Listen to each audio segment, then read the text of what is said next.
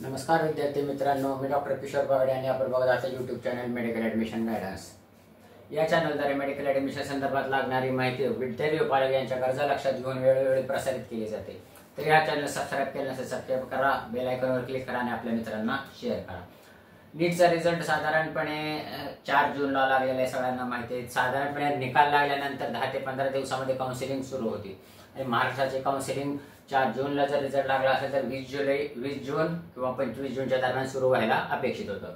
पण नीट परीक्षाची आणि नीट रिझल्ट हा वादाच्या भोवऱ्यात अडकलेला आहे आणि आता सध्या त्याचा जो काय आहे भवितव्य ते सर्वोच्च न्यायालयाच्या कोर्टामध्ये आहे।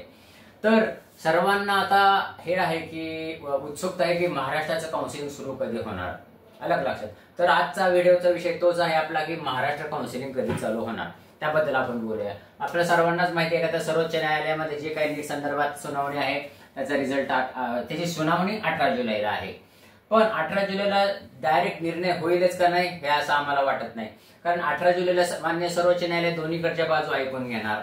NTA, CBI, government of India आणि ज्यांनी काही पिटिशन दाखल केलेले आहेत त्यांची पण बाजू विचारात घेणार, दोघांचं म्हणणं ऐकून घेणार आणि त्यांचं म्हणणं ऐकून घेतल्यानंतर सर्वोच्च न्यायालय विचार करणार आणि त्याच्यावर निर्णय देईल। लगेच निर्णय दिला असं वाटत नाही, आम्हाला पण वाटत नाही आणि असं बऱ्याच जणांना पण वाटत नाही। तर साधारणपणे 18 जुलैला सुनावणी झाल्यानंतर 22 ते 23 जास्तीत जास्त 24-25 जर समजा कोणाला, कारण कसं असतं माननीय सर्वोच्च न्यायालयामध्ये काम करताना अनेक मोठमोठ्या व्यक्ती असतात, त्यांच्या प्री प्लॅनेड नियोजन असतात। भारत सरकारचे सॉलिसिटर जनरलला इथे कामं असतात किंवा जे काही पिटिशनर दाखल केलेले असतात त्यांच्या वकिलांना इतर काही कामं असतात किंवा NTA ला काही काम असतं। म्हणून साधारणपणे 22 ते 25 जुलैच्या दरम्यान सुनावणी आणि निकाल जाहीर होऊ शकतो।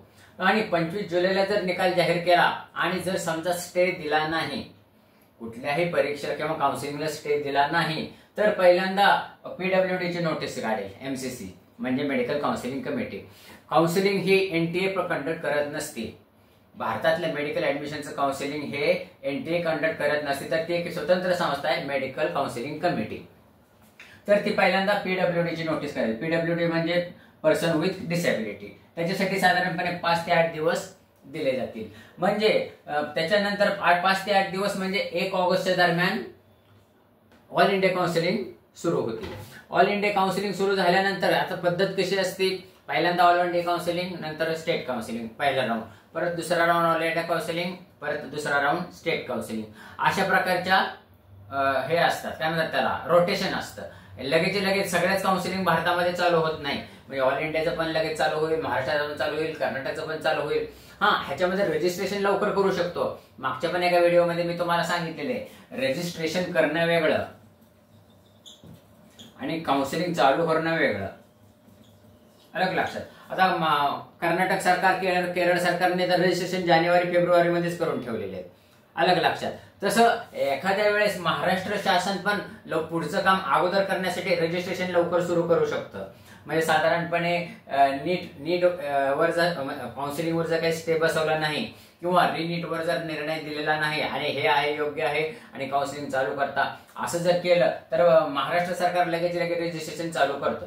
पण रजिस्ट्रेशन चालू केलं ह्याचा अर्थ काउन्सिलिंग चालू झालं नाही। रजिस्ट्रेशन म्हणजे काय, तर फक्त महाराष्ट्र सरकारकडे आपण सगळ्या विद्यार्थ्यांनी ऍप्लिकेशन करायचं की आम्हाला महाराष्ट्र काउन्सिलिंग मधून मेडिकलसाठी ऍडमिशन घेतलेले। मेडिकल ह्याच्यामध्ये कुठला संभव होतो, MBBS, BDS, BMS, BHMS, physiotherapy, ह्या कुठल्याही कोर्सेसला आम्हाला प्रवेश घेण्याचे इच्छुक आहे आणि त्याच्यासाठी आम्ही तुमच्याकडे ऍप्लिकेशन करतो, ह्याला म्हणतात रजिस्ट्रेशन।